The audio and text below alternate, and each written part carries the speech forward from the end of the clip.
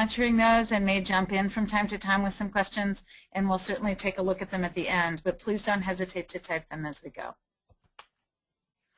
Overview of the next hour. First of all, we'll talk about terminology, legal issues, barriers and opportunities, structures, process, criteria, engagement, and additional questions and concerns. So what are we really talking about? I'd like to just highlight 3 words that are often used and how I will use them in this webinar, as well as the legal issues related to them. Public policy is a term that's often used. My title is Public Policy Director. Sometimes we talk about doing public policy work. Public policy is a noun. This is the actions, regulatory measures, laws, funding priorities of government and legislative bodies. If we are doing this work, we are trying to influence public policy. That's the outcome of our work. Advocacy is our work that tries to influence public policy. These are our attempts to influence, which could include public support for particular laws and public policies. This is a general term that includes a wide range of activities, including lobbying. And lobbying is a very specific term. It's the act of attempting to influence decisions made by officials in government and legislatures. This specific term defines an activity which for us, 501c3 organizations, is regulated by the IRS. I thought it would be important to spend a minute talking about these terms because as we throw them around sort of casually, I think sometimes we mix them up a little bit, and that's okay. Mostly, except that one of them is very specific and one of them has some legal and regulatory issues that are related. And that one, lobbying, is one that tends to be a term that creates a barrier just by raising the question of lobbying. It sometimes creates a barrier to the broader set of activities. So first I'll just spend a minute talking about what is legal for 501c3 nonprofits. In public policy, nonprofits may develop positions on issues and focus efforts on conveying their view and attempting to influence public policy. So public policy is happening all around us all the time. Decisions are being made. Money is being appropriated. The work of public policy is always happening. It is perfectly fine and legal for nonprofits to have points of view on public policy making that's happening and to convey our views and attempt to influence the way the public policies are being made. Advocacy, nonprofits are free to engage in a wide range of advocacy activities, such as strategic communications, community organizing, research, dissemination of reports, raising issues in the media, lobbying, etc. And these things are all done to advance priorities and influence public policy. Lobbying is specifically requesting that a lawmaker or administration take a specific position on a specific policy question, such as, please vote yes on question number 1. Nonprofit organizations must track and report their lobbying expenses, and lobbying must not be a substantial part of the organization's activities. So just to review this, again, I hope fairly simply, we may have positions on and attempt to influence public policy. We may do so in a wide range of ways, which includes lobbying, but is not limited to lobbying. And lobbying is the only one of those activities that has any interaction with what is legal and what needs to be reported and is regulated at the federal level and often at the state level. That's the extent really of what I'm going to go into for 501c3 legal details about lobbying, but I would like to invite you to see a different webinar that we have saved on our website that goes into much greater depth. It's called Yes You Can, and if people would like additional exploration into the details of 501c3 lobbying legal issues, please feel free to take a look at that on our website. I'll give you a couple of examples of policy, advocacy, and lobbying. An organization that works with people experiencing homelessness determines that there's insufficient transitional housing to meet the needs in their state. They determine that the state housing policy should be changed to increase resources and establish a timeline for building a specific number of housing units, which will help the population they serve. They develop a strategy to influence housing policy. Next, an organization uses data to develop a report outlining the problem and recommending a solution. They present the report to the media. They hold community meetings to engage concerned citizens. This is an advocacy strategy that raises awareness and builds a case about the issue. Finally, they meet with legislators with a specific lobbying ask, which is please vote to increase funding and establish a timeline for increased transitional housing. So I hope you can recognize that it is the third point there, which is the one where we need to think about 501c3 law, and the 2 points prior to that are perfectly legal and fine. If you have questions about that, please feel free to type them in. So often we find that nonprofit organizations have many barriers to getting involved in advocacy. I'd like to highlight a few areas, and I'm going to invite you a few barriers, and then I'm going to also invite you to type into the chat box the barriers that you see for NALCAB. And if people type those in, I will share with others what I'm seeing in the chat box. Potential barriers. This is what we hear in the field. Many times organizations believe that getting involved in advocacy is doing something that is not allowed. I hope from the last couple of slides you can see that advocacy is perfectly legal and allowed and important, and there's just one specific piece of that that has some regulatory and reporting aspects, but it is definitely allowed. Another barrier is that it can be hard to navigate complex issues to determine organizational positions, especially with diverse views among board and membership. If we were all together in a room right now, I would say, how many of you think that within your organization, depending on your board composition, it might be hard to come up with a position on an issue? And I bet at least half of you would raise your hands. This is very common. It's a benefit to organizations to attract a diverse board, and sometimes that becomes a barrier to developing positions that everyone can agree on. Another barrier is that sometimes there are concerns about alienating donors, clients, or other stakeholders if organizational positions differ from those people or are seen as polarizing. If a nonprofit organization is thinking about taking a position on a controversial issue, like, let's say, an increase in the minimum wage or marriage equality, they may be concerned, very validly concerned, that there's someone in their sphere of stakeholders who might find that to be alienating, and certainly they don't want their policy work to alienate the people who they count on.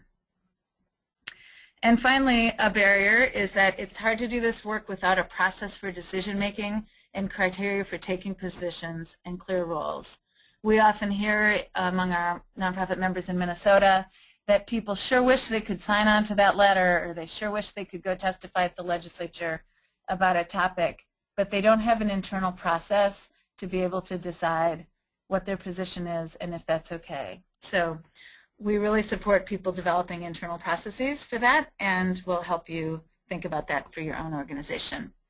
So what do these barriers look like? People might say, we can't do this, it's illegal. People might say, that issue's complicated and we can't take a position on it because people in the organization don't agree. People may say, this is controversial. A donor might not be happy with our position. People could say, we wish we could take a position, but we don't know how to have the conversation. Where does that conversation exist in the organization? Who leads it? Whose input matters? And what if we don't agree? We see these barriers all the time. We hope to help you overcome them. But there are lots of opportunities in advocacy, as I'm sure you know, and here are some examples of those. As I mentioned before, public policy making is happening all the time, all around us. I know that you are spread throughout the country. Those of us in Minnesota, the legislature is in session right now, and they're going great guns, and this is happening.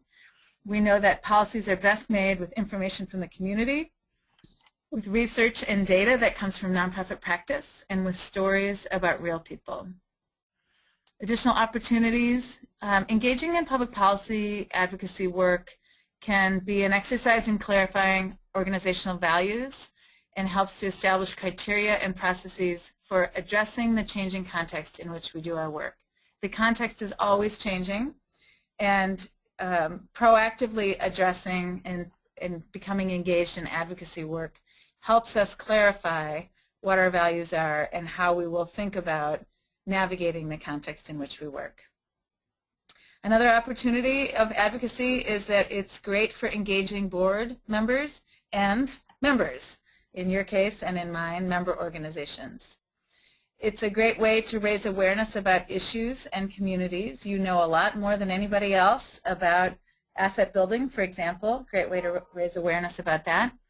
And ultimately, and hopefully, it can result in a better environment, a policy and funding environment, to advance your mission and to improve the lives of those you serve in the community. Navigating the barriers and opportunities. Often organizations intuitively understand the opportunities and benefits. I bet on the last slide many of you thought, yes, of course, I know that and I understand that. But often they're paralyzed by one or more of the barriers. In order to proceed, organizations must identify their specific barriers and establish ways to overcome them. We think it's illegal? Well, you can join a training on legal issues. I would suggest that that's an easy barrier and that the solution is easy and accessible, and we have one on our website. Another kind of barrier is we do not have a structure or a process for having these conversations about issue positions and strategies. A solution to that, specific solution, can be establish a task force to create the structures and processes that will best serve their needs. This, I would suggest, is a moderate way to overcome a barrier. It's real work, and it might take a significant amount of time to do this, but certainly worthwhile in the long run. And a third barrier is we think our major donor will object. And how to do that? Weigh the implications, have a conversation with the donor, maybe think about what would happen if those resources left or other ways that you can attract those resources from other sources. This is a very difficult issue and a very difficult thing to navigate. So navigating the barriers are highly variable. What I'd like to suggest is that in every organization, in order to overcome any of the barriers, we really need to name them. And for some of them, overcoming them might be very simple. Others might be very complicated, but until we name them and we address specifically how we want to get past them, it'll be very difficult to do anything. The next thing I'd like to ask all of you to do, this is the engagement part, is to think about what are the barriers and opportunities for NALCAB. If you think about the policy environment in which the asset building work occurs, and obviously that's highly varied since you're in many different states throughout the country, and think about what would happen if you brought your research, your stories, your point of view, your understanding of the issues to the policymaking process and tried to influence it. What might be some of the barriers that you would experience at NALCAB or in your own organizations, and what might be some of the opportunities? We'll take a 5-second pause here, and I hope a couple people have some ideas and type them in.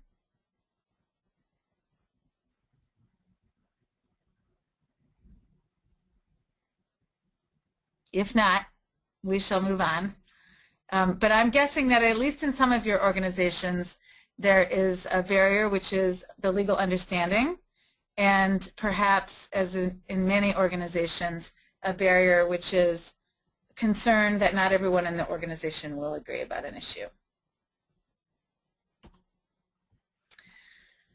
I'd like to suggest that there are organizational structures that can support this work. This is coming from a place of assuming that organizations are just getting started. Some of you may be very experienced and may have sophisticated structures and processes for considering advocacy. If you're at the starting point, here are some thoughts about structures. Organizations can structure advocacy work to include a wide range of stakeholders, the existing management and governance structures of their organization, and their organizational norms and cultures. Often advocacy work is structured around committees, which could include board, staff, members, and others. Committees or other structures are used for many duties. You may establish a committee to think about what policy issues are important and will be at the forefront for your organization. You could establish a committee to set the strategic direction for your policy work, or to approve policy positions and approaches, to weigh the risks of certain policy positions and approaches, or to establish the launch of a policy program. Policy committees can be established in a variety of ways. They could be a formal board committee, could be an as-needed board committee. That's what we have at my organization. We have a way that we convene board committee members for complicated issues as they arise, but we don't keep the committee going as an ongoing formal committee. Policy committees can be established as board and staff joint committees. It could be a committee of the membership. Is the case of the Minnesota Council of Nonprofits. We could have a member committee on this, or NALCAB could do the same. Or it could be an ad hoc committee or task force if there's a very specific activity that needs to be undertaken. So if an organization is lacking the structure to have policy conversations, to establish positions on issues, and to determine strategies, these are some of the questions that they may ask, that you may ask at NALCAB. Who should be involved in the conversations about our policy positions and strategies? If they come together as a committee, what work will they do specifically? Are there needs for ongoing or temporary work? For example, in an organization that's very new at doing advocacy, there could be a temporary job, maybe a one-year job for an ad hoc committee, which would be to set up processes and criteria for advocacy work. And that committee could then go away after naming the standing committee that will be regularly vetting policy positions and setting strategic direction. Another question for the structure of policy work in organizations is, does our existing structure support this work without creating something new? Do you have a policy, do you have a committee of your board which could include policy as a part of their work rather than creating something new? Perhaps there's a program committee that could become a program and policy committee.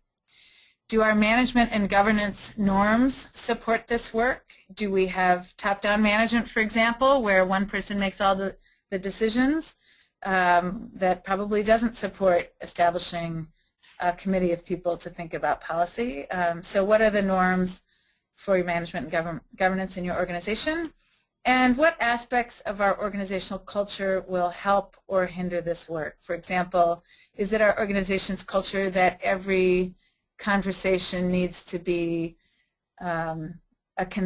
needs to lead to a consensus decision, and that we tend to not be interested in lively debates? Well, that could make having policy conversations more complicated. We may need to think about some of our organizational culture issues as we think about our policy work. In addition to thinking about the structural components in an organization that will support policy work, we need to think about processes. An advocacy process will take into account the structures, the governance, and the planning norms. It'll take into account information inputs and stakeholder relationships. An advocacy process provides the guidelines, like a map, for how questions that inform the work will be addressed and how the work itself will be carried out. If we're thinking about an advocacy process, a process that an advocacy committee could carry out, some of the questions could be, how will we determine our issue focus in this organization? Who will develop our strategies? And how will the work be carried out? In many organizations, we have an idea that naturally we support X, but we don't have any mechanisms to actually develop strategies or carry out the work. So developing an advocacy process will help us do so. So the first part of developing an advocacy process, determining issues. What will we work on? Some examples of process to determine issue focus. A membership organization has an annual meeting at which they poll their members to determine issues of concern. A board and staff committee assesses the issues against criteria to determine which will be on their policy agenda. This would be a model which would be highly democratic. This might be a membership organization where they have formal voting rights among their members, and members tend to be highly engaged in, for example, electing members to the board, approving budgets, things like this, high level of engagement and input from the membership. Another way to determine issues is a staff member of an organization could receive inputs from all sources, board, constituents, policymakers, reading the newspaper, reading research reports, whatever, on all possible issues that the organization might address. She assesses which fit the organization's criteria and presents them to the board for discussion or approval. This kind of process for determining issues is very staff-driven. This is much like the organization that I work for, where we employ professional policy staff, and it's the job of that staff, that's me, to take in the inputs and to make recommendations to the organization. It's a very different process for determining issues than having a large membership meeting and taking a poll and determining a platform that way. Another way is that a policy committee of the board could gather information on issues and decide which ones will advance to be on the organization's policy agenda. So group work of people, a small group of people who are interested and want to be hands-on and engaged in the issue. In any case, in NALCAB or in any of your organizations, in order to determine what issues you'll focus on in your advocacy, you'll need to be thoughtful about what process will lead you to those issues. Otherwise, we have a kind of a haphazard, issues come at the organization from a variety of directions, and we're not really sure how to filter them through the organization's decision making. Similarly, we have a variety of ways to look at how we develop our strategies. So actually, how will we go about the work? If we take a position on the issue, how will we go about working on it? Here are some examples of how organizations can do that. A nonprofit can assign professional policy staff the role of developing policy strategy. In our organization, that's me. That's how we do it. They have assigned me the role of figuring out the policy strategy. But not every organization has professional policy staff. Here are some other examples. An organization without professional policy staff or with limited policy staff role develops a policy strategy committee comprised of staff and external policy experts. This is a great opportunity to include people who really understand policy and maybe haven't otherwise been involved in your organization, and you'd like to bring them in as a volunteer and they have expertise to offer. Another option would be a membership-based organization with no professional policy staff develops a policy committee of the membership to develop advocacy strategies. This would be more sort of like a community organizing model, really organic and coming from the base, essentially. Another option is an organization hires a contract lobbyist to develop strategies and carry them out. And finally, an organization relies on the expertise of coalition members to inform strategies. In many cases, when we do nonprofit advocacy, we do it with others in coalition. And you may find in your organization that, particularly in the early stages, you are highly influenced and informed by the expertise of the people that you work with in coalition. And you should enjoy that and take advantage of it and know that as you build your skills and expertise, sometime in the future, others will benefit from your contributions in that way. And finally, on process, how do we carry out the work? Who is actually responsible for this? And this varies quite a lot in organizations, just as developing strategy and determining positions on issues can vary. Here are a few examples of how this can be done. Some organizations hire a lobbyist to do all of the work. Others might hire or appoint a staff person or a team of staff to carry out the work. I'd like to add, beware the concept of, we can add this to Susie's job description. She's interested in it and she will learn it as she goes. That's really great for Susie's learning, and it may be good for her resume, but it's very difficult for people to have something this big sort of just tacked on to the end of their job description. Another way to carry out the work is to do so through the board or membership. Assign a specific committee to be the workers and understand that their job is doing, not just discussing. Raise expectations among membership for their involvement and provide them the training to do so. And finally, back to coalitions, another way to carry out the work is to join a coalition that's doing the work collaboratively and determine what role a staff member or board member can play in contributing to the overall success. This is a great way to get involved in advocacy in a limited way and to learn from other experts about the components of carrying out advocacy strategies. So if we have thought about, we understand the legal issues, we know that there are barriers and opportunities, we've addressed the barriers very specifically, we've thought about whether our organization has the right structures to be able to have conversations about advocacy. Within those structures, we know that the conversations need to be process-oriented around who's going to do the work, who's going to develop the strategies, how we're going to determine our positions.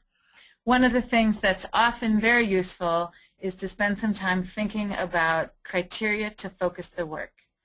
If we all just pause for a minute and think about our organization's many concerns and significant knowledge and role in the community, we can probably identify pretty quickly that there are far more things that we care about than we can work on. And sometimes that's the barrier, actually. We care about so much, we don't know where to start, so we're not going to do anything. So, or they may lack a tool for narrowing their issues to a strategic and manageable list. Establishing criteria for issue selection and process will help. We do this at my organization. We have lots and lots of requests from our members to work on endless numbers of policy issues, and we can't do them all. So we think carefully about criteria so that it will help us narrow and focus our work so we can be strategic and effective on a small number of things rather than overly spread out or even maybe paralyzed on a large number of things, which would be less effective. Some of the ways NALCAB and other organizations might consider criteria could include, at minimum, I would suggest mission fit. Although sometimes, you know, it doesn't take much for us to stray a little bit from our mission when we think about policy, but it's very important to constantly come back to, is this our mission? Does this provide a leadership opportunity or obligation for our organization? Policy work is a great way to provide some visible leadership for your organization and establish your credibility in a wider kind of public affairs community. So many organizations will think about this. Is there a gap in leadership? Is this an opportunity for us to step up as a criteria? I included or obligation parenthetically because sometimes it really is our organization's obligation to take on some work. In my organization, for example, we represent the nonprofit sector and the highly technical, often tax-related issues that have to do with the operations of nonprofits. We need to have the criteria that if this is an obligation for us, we must do it because there's nobody else who's going to lobby on that. And if the legislature is talking about technical tax issues that related to exemptions for charities, there's nobody else who will raise their voice. We are obligated to do it. It's an important criteria for our work. We have to step in when that demand is there. Other criteria could be this is an opportunity to join a coalition with organizations that we haven't worked with before or where we've been interested in strategic alliances. Sometimes we have requests from policymakers, people who are particularly interested in asset building, for example, ask you if you can provide some research or provide some data, and that creates an opportunity to get involved.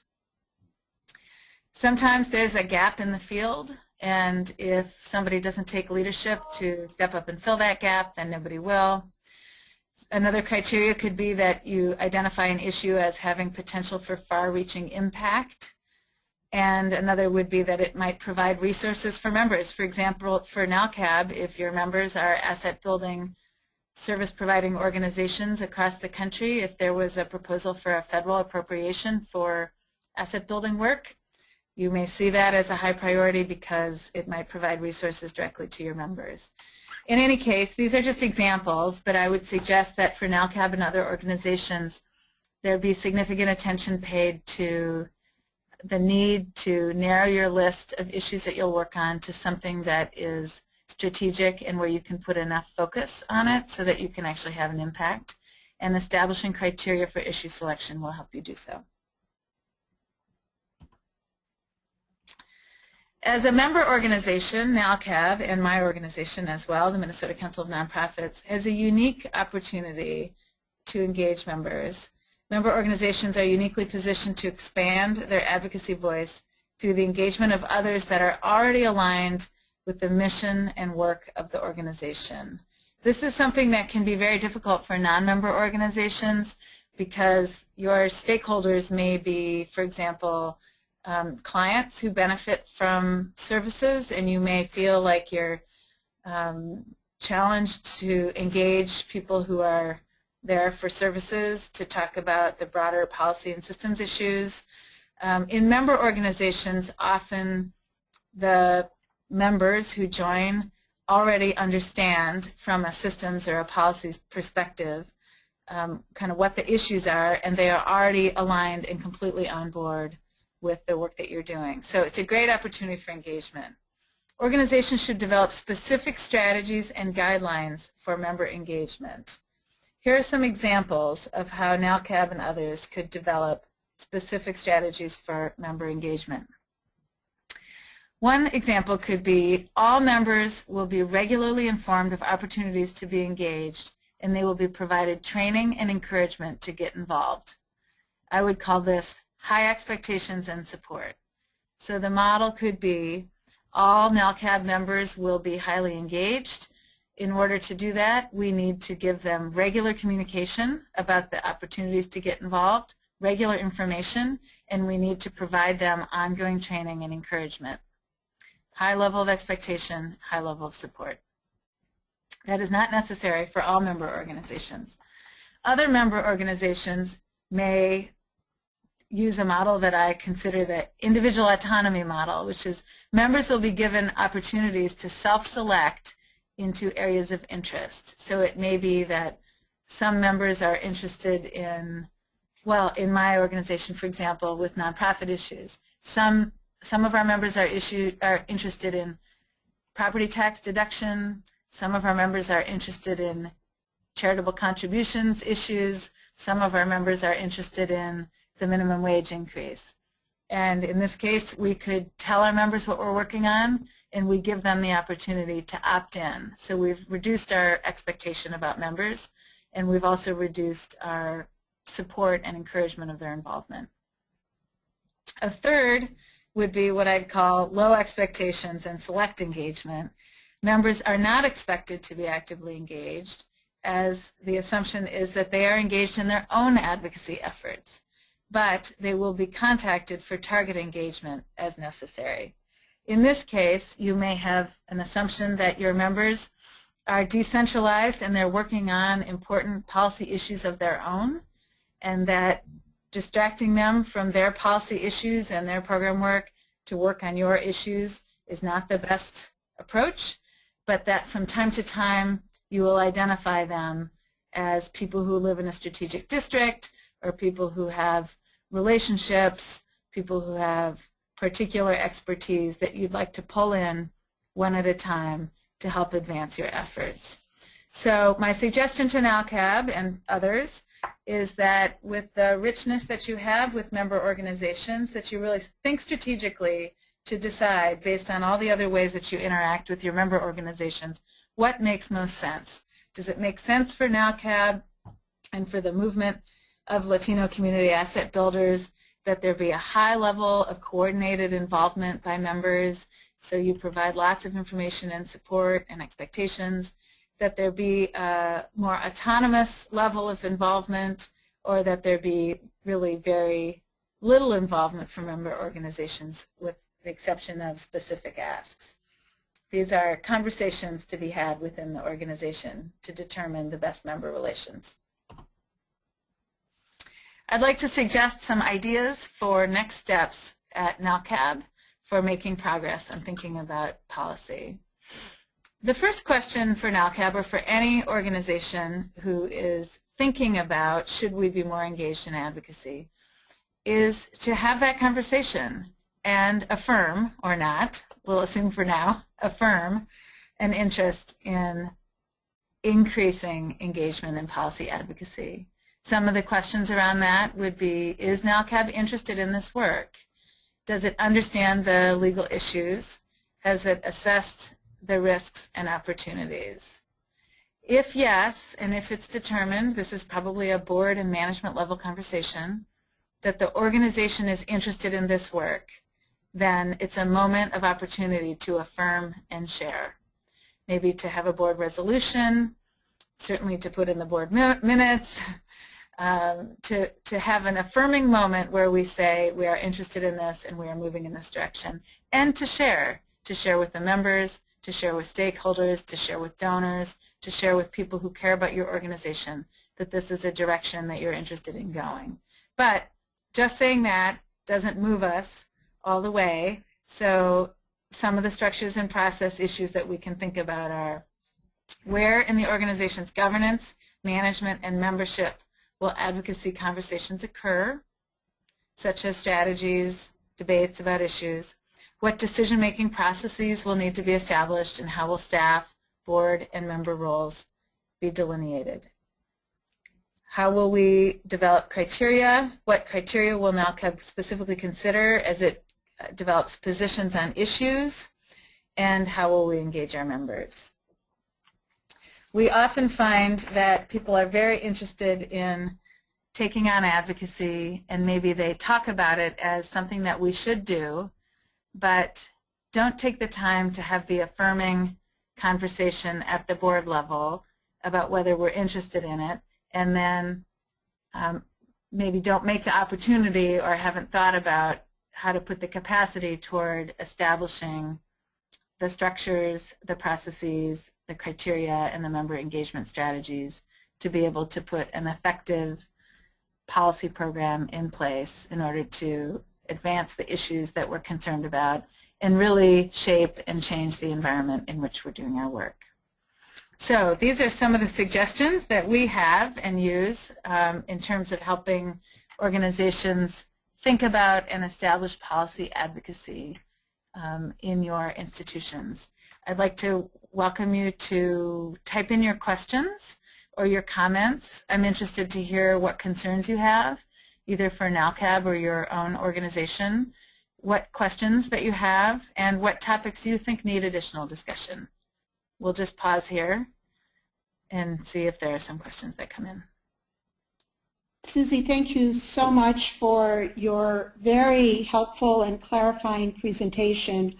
I think you made some excellent points and took us through a process of considering not just what we are allowed to do, but our obligation to do it and what we need to think about in order to make that happen. This is very much where we are as an organization, as NALCAB is. We're going to the board, we're engaging the members, and we're in a process. So this is very, very helpful. I do have a question before not seeing any typed in here, and wanted to ask if you can maybe give an example of a startup organization of ways that you have brought in people who may have an interest but haven't done that much before. I know that a lot of our members are very experienced. They have passed anti-payday lending ordinances. They have taken on issues very successfully in their own communities and also on the national level. And we're trying to build on that model of success. But I'm wondering about your experience with organizations that are just starting on in this process of policy engagement, and what you can say about their experience in bringing them on board. Sure. I've been working with an organization recently that is a community center type organization, multi-service, and they have not done lots of this work before and are interested, but really deeply understand some of the issues and from time to time have weighed in with a point of view on different issues, but haven't really established a process, a program, and a professionalization of their policy work. They have used a staff and board combined committee to think about what kinds of issues might be appropriate for their organization, given that they do lots and lots of different kinds of services in the community.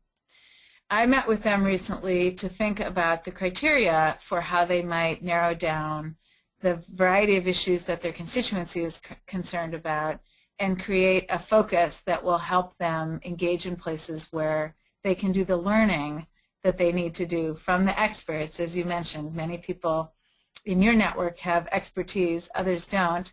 In this organization in particular, we determined after lots of thinking about all the people that they serve, all the issues that they're concerned about, all the different ways that they could get involved in advocacy, we determined that they have a unique thing to offer to advocacy coalitions that already exist, and that is that they have personal stories.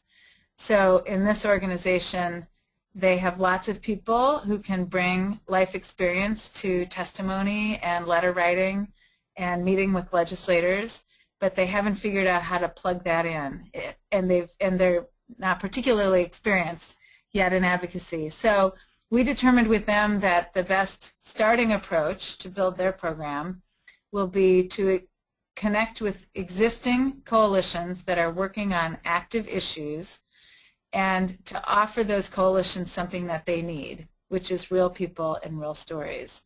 So in this way, the organization is focusing on the activity which they have readily at hand. They don't have a lobbyist. They don't have a media communications person. They have real people with stories. So they've narrowed their work to focus on something that they already have readily available, and they're connecting that to people who are sophisticated, active, professional advocates where they can learn from them. So that's just one example of an organization that really wants to get involved, has a lot of appetite at the staff and board level, really just didn't know where and how to plug in. And so we helped them narrow down to one activity and one way of interacting with the policy environment. And hopefully they can both contribute something really valuable and learn from their peers in the process. Those are great points. Thank you. I am not seeing any questions here, so I encourage you, if you have questions or comments, please do type them in now, and I will take the liberty of asking another, if I may, Susie. Sure. We have a lot of our members are very in touch with the policymakers in their respective communities, whether local or state level or national level.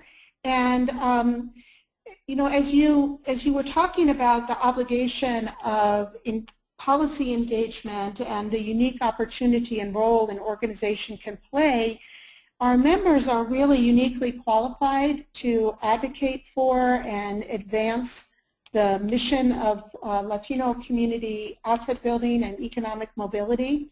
So can you give a suggestion or two about how to leverage those connections that our members have with their local, state, and federal policymakers? Sure. Well, you're at a great starting point if you already have an actively engaged group of people who have relationships.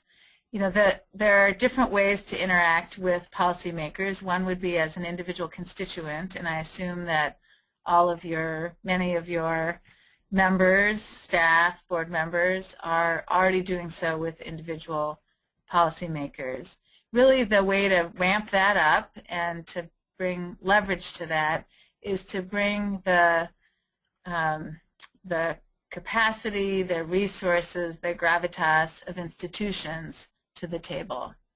And institutions need to be at the table for the ability to influence the conversation. So If you have a person who's has a particularly good relationship with a member of Congress, you can invite them to your organization to meet the people that you serve.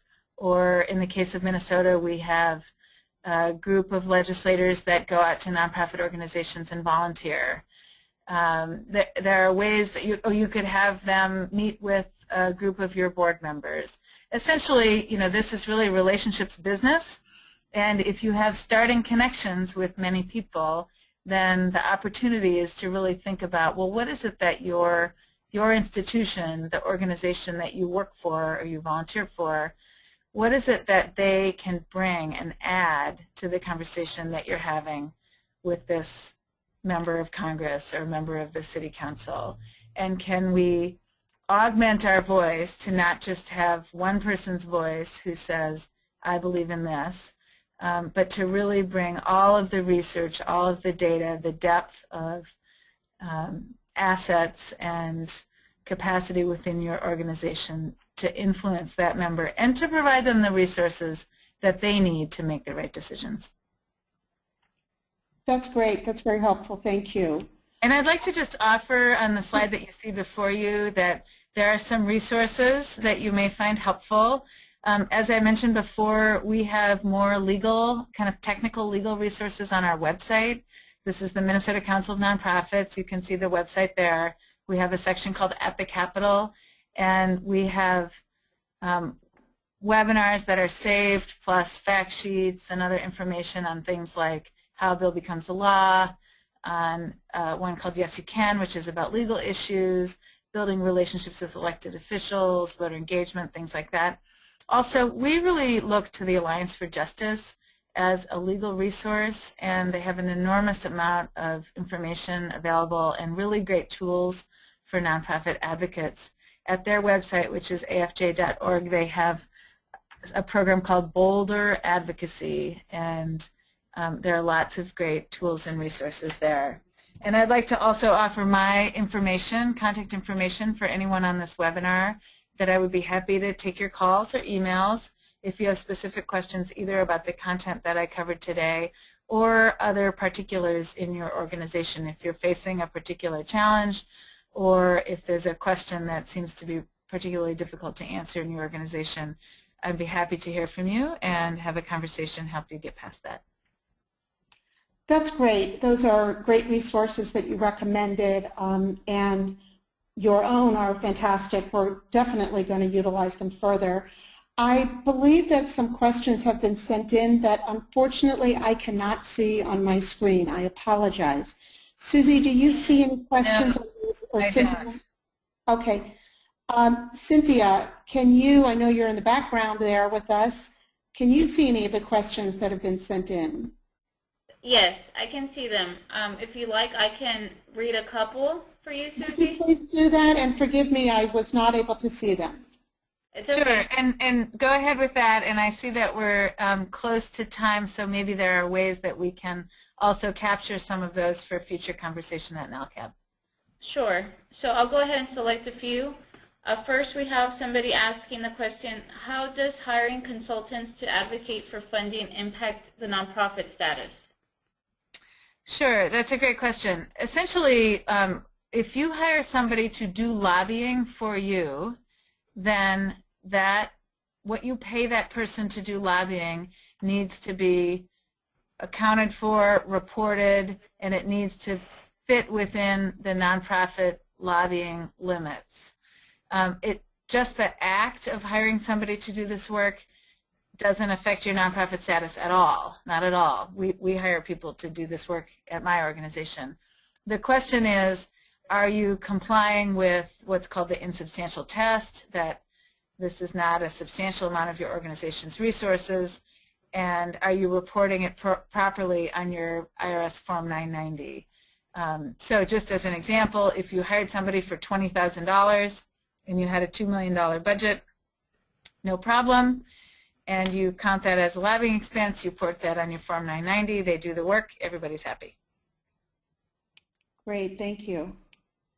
Okay, if we have time for a couple more. I have somebody who wrote, how do you handle staff taking positions on their personal social media accounts that might be viewed as being part of the organization because of their employment?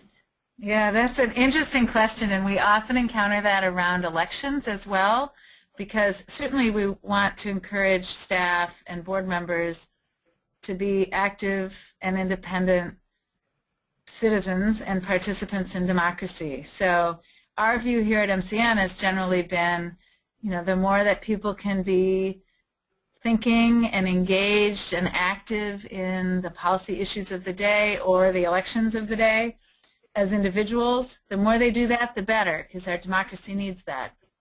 But the questioner raises an important issue, which is that sometimes there are people who are so closely associated with their employment that it would be potentially interpreted that their policy position or their point of view on an election would be interpreted as the position of the organization.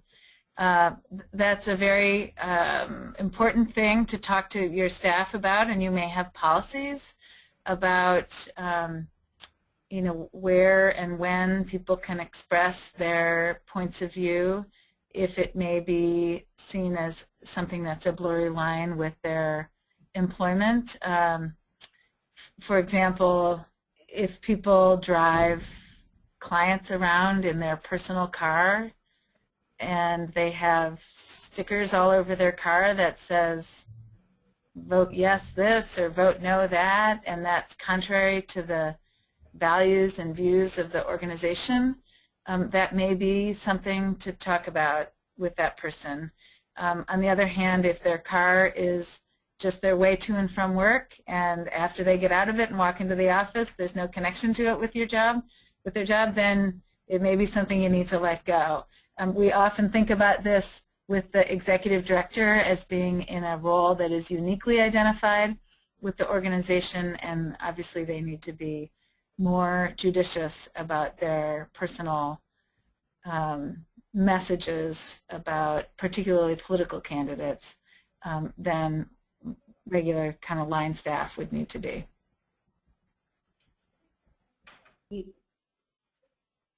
Okay, I guess this will be the last question. Is policy collaboration with like-minded organizations an effective strategy? Absolutely. Thanks for that question. I often think of this as a field of work where you pretty much don't ever do it alone, and you probably shouldn't. There are a few examples that I can think of when you wouldn't be collaborating in policy work. The one that comes to mind is if you're looking for a very specific funding stream only for your organization, but even in that case, you should have allies that are willing to go to bat for you. But on almost everything else, public spending, tax policy, social policy, economic policy, asset building, all that stuff, the way this work gets done is through collaboration with others. As you all know, in the nonprofit sector, we both collaborate with and compete with our other kind of friendly organizations in the sector. We're competing for money, we're competing for customers, we're competing for public opinion, all kinds of things, and that will never go away, but we do have unique opportunities to collaborate when we do policy, because almost everything gets done by coalition. So I would really encourage you to see this as an opportunity for your organization to be working in close collaboration towards shared outcomes with organizations that you might otherwise see as your competitors, and really a way to build some shared values and shared agenda and frankly long-term goodwill with organizations that in the big picture really are your partners in advancing the policies in the world in the way that is aligned with your mission and values. Thank you, Susie. Collaboration is a very important value and strategy of NALCAB, and we have found it to be very effective and very important to building relationships. I want to thank you, Susie, very much for your excellent presentation today. Got a lot of information out of it. There's a lot more to explore. Your resources are terrific, and I know we will be looking to engage with you again. So thank you so much. And I want to thank all of you who attended. My apologies for my problem with my screen. We'll work out these issues for future webinars. But it was wonderful to have you on board. Your questions were great. And we will come at this again. So I'm going to ask Susie to come back and do this again with more members. Meanwhile, we would love to have your feedback to this session and your thoughts about, any thoughts you want to share, any recommendations about where we go with our policy program. In the future, we're going to be building on our work in engaging members, in building the capacity to do more policy work, and in the adoption of a policy agenda with the board. So thank you all for your participation and your thoughts and your feedback. And again, Susie, thank you so much for an excellent session. Thank you very much. Best wishes to all of you.